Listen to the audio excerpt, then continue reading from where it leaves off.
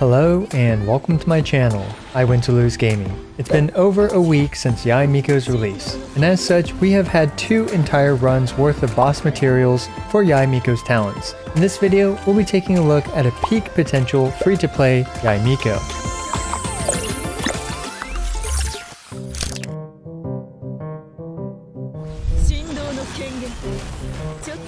In today's video, we're going to be taking a look at just how strong, or I guess how weak, depending on how you want to look at it, a peak potential free-to-play Yae Miko is.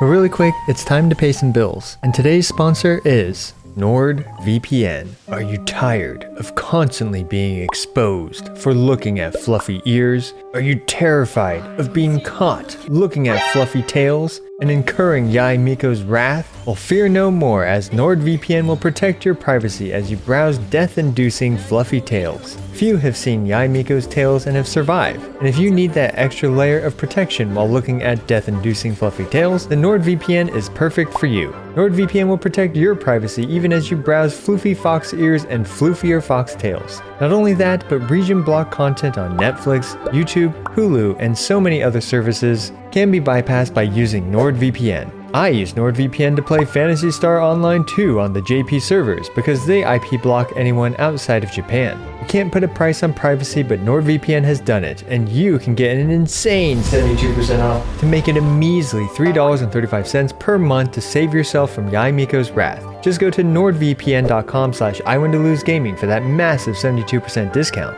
On top of that, you have a 30-day money-back guarantee. So what do you have to lose? Just smash that link in the description below or use the coupon code iwintolosegaming at checkout. Huge thanks to NordVPN for sponsoring this video. Now it's important to define what peak potential free-to-play means. Peak potential free-to-play is not for the faint of heart. It is for those hardcore, dedicated fuzzy tail appreciators who are willing to farm up their perfectly built fox. It's also impossible to account for the variance that players have on their accounts now, and for this video I felt especially conflicted. I threw out a poll which asked you guys what your Widsith situation was, and a shocking 88.66% of you all have the Widsith, and a whopping 37% of you all have the Widsith at Refinement 5. This is because the Widsith is in the standard pool of 4 stars, and as such it can spook you with literally any pull that you do. So to compromise, I'm also going to showcase Yae Miko's nuking potential with the Widsith. However, the majority of this video will focus on Yae Miko's damage with the Oathsworn Eye. As usual with this series, I will normalize my supports to free-to-play levels. For this example, my Bennett is using this level 60 Alley Flash to simulate the buff from a free-to-play Bennett at level 80 with talent level 9 burst. Unfortunately, my other supports are at Constellation 6 like Sucrose and Fischl, and their constellations actually do matter. Whereas Constellation 6 on Bennett and Barbara, who will also be supporting Yae Miko, don't matter as much. Hopefully some of you also have Constellation 6 Fischl and or Sucrose by now, so that this won't be too much of a misrepresentation. You might be curious about Yae's performance with Raiden as well, and towards the end of the video I address that. Next, let's talk about my Yae Miko's damage potential. Whether it's with the Widsith or the Oathsworn Eye, she is at around 67% damage potential, which is a bit lower than my usual 70% targeted damage potential for these peak potential free-to-play videos. Fortunately, my artifact quality is very good, which helps offset the fact that my talent levels are only at 6, 8, and 8. For Yae Miko, it's highly recommended to crown both her elemental skill and her elemental burst, which boosts both her elemental skill and burst damage by a significant 12.5% in comparison to when her talents are left at level 8. Eventually, many free-to-plays that end up crowning their Yae Mikos and stuff will end up with an even fuzzier tailed Yae Miko than the one in this video. Anyway, with all of Yae's details out of the way, we can finally get started with our first showcase.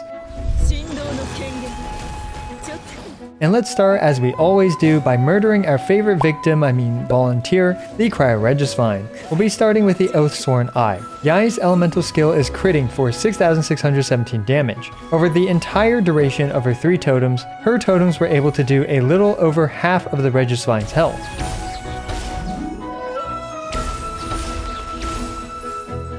Yae's elemental burst, with a couple lucky-ish crits, also managed to do a little over half of the Regisvine's health in a single burst. As we can see, at free-to-play levels, Yae's elemental burst makes up a very meaty portion of her damage output. Now let's try using both her totems and her burst to their fullest extent. By using both her burst and her elemental skill 6 times, and by even weaving in a few charge attacks, this peak potential free-to-play Yae Miko was able to handily discard our favorite volunteer before it could get back up. Overall, a reasonable performance for our favorite Fluffy Tail and Teyvat.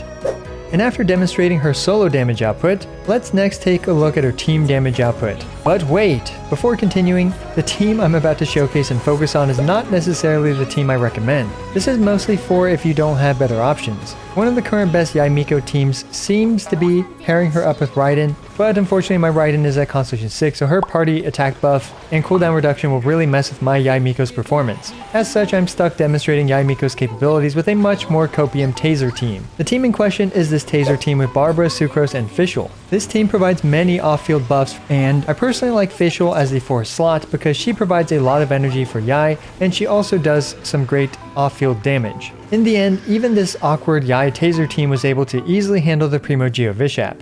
And if you still remember, near the beginning of the video I mentioned I'd demonstrate the Widsith as well. Let's push this peak potential free-to-play Yae's damage to the limit with food as well.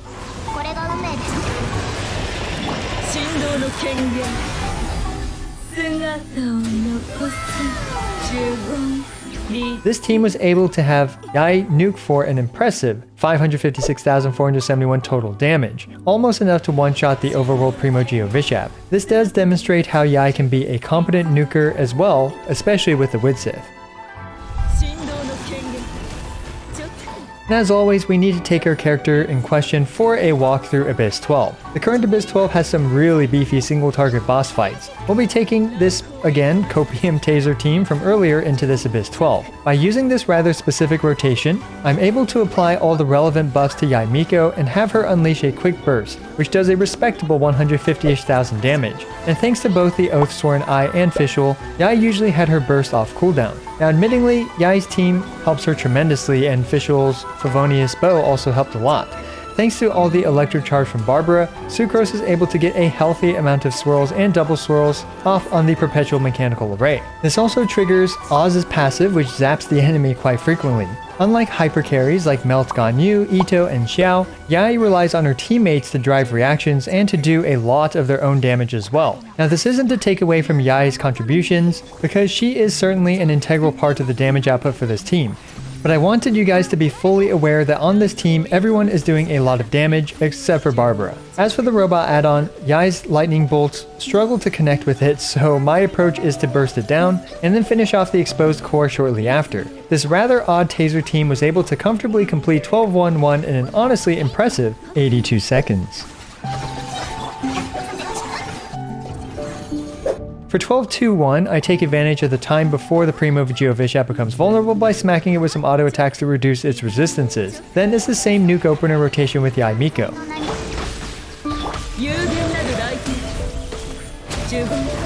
However, those that are more astute will notice that I actually got hit many times on purpose. The first was by the Geo Vishap's Fire Breath attack. This applies pyro to my character. Then I get hit on purpose by the Primo Geo Vishap's Large Rock Paw. This creates a crystallized crystal. Now I can pick that up and shield the Primo Geo Vishap's Primordial Shower attack. This little trick aside, afterwards it's just the usual Primo Geo Vishap fight, and with a whole bunch of quick swapping to constantly apply buffs and throw down Yae Miko's turrets, this Copium Yae Miko Taser team cleared this in a rather struggle-free 72 seconds.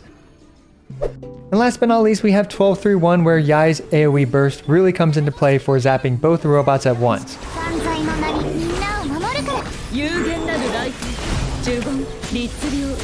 After the initial Yae burst, it's up to Yae's off-field damage and the rest of the team to chip away at robots.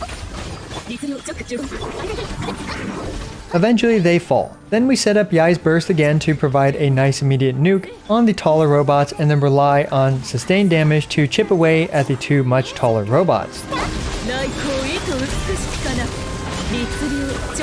Despite both Fischl and Yae's off-field damage being almost entirely single target damage, this team didn't have much issue dealing with two targets at once. This is largely thanks to the massive AoE swirls, tons of electric charge, and Yae's and Fischl's occasional AoE. While not the most impressive of runs on YouTube, this Copium Taser comp was able to complete this in a very nice 69 seconds.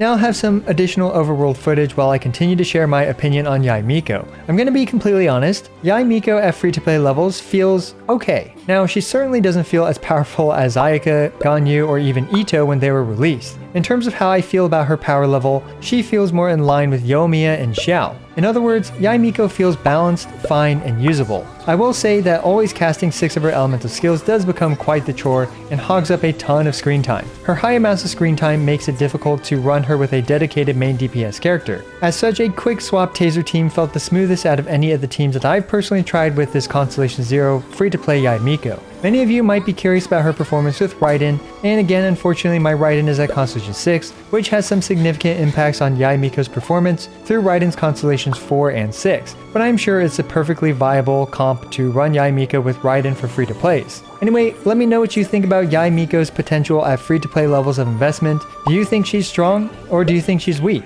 Also, I regularly make Genshin Impact videos, ranging from Caesar showcases, DPS showdowns, guide videos, and more. So be sure to smash that subscribe button as it's the best and easiest way for you to support my work.